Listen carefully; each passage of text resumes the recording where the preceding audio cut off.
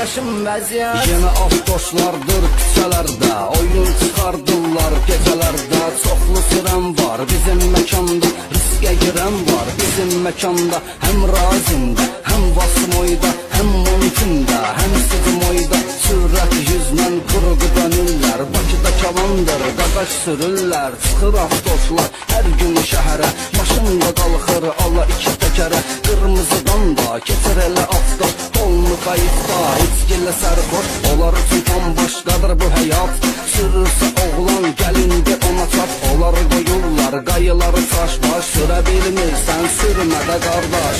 Yeni avtoşlar eləyir qan, axşamlar qızışır meydan. Alap olmayı çoxdur surət, zordur zor qaqaşım vəziyyət. Yeni avtoşlar eləyir qan, axşamlar qızışır meydan. Alap olmayı çoxdur surət, zordur zor qaqaşım vəziyyət. Qaraçı rəhmətli hələ vardı, kəsilmir avtoşların da ardı. Hamısı sürəndi, hamısı cavandı, sürənlər orada çoxdur kalandı. Maşında basa bir gülməli signal, ala yaradıblar başqa bir əhval. Avtoş olan kəs qalmaz dalda, fərq etməz cənub şimalda.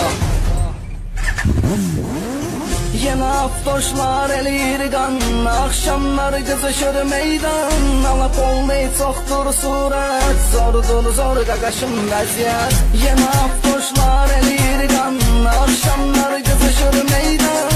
Alap olmayı çoxdur surət, zordur zor qaqaşım vəziyyət. Yeni avtoşlar eləyir qan, axşamlar qızışır meydan. Alap olmayı çoxdur surət, zordur zor qaqaşım vəziyyət.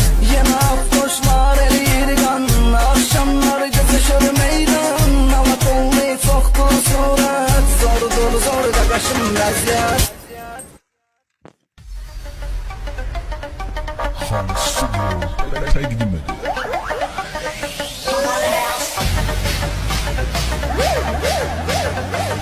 Elmettin Production təqdim edir.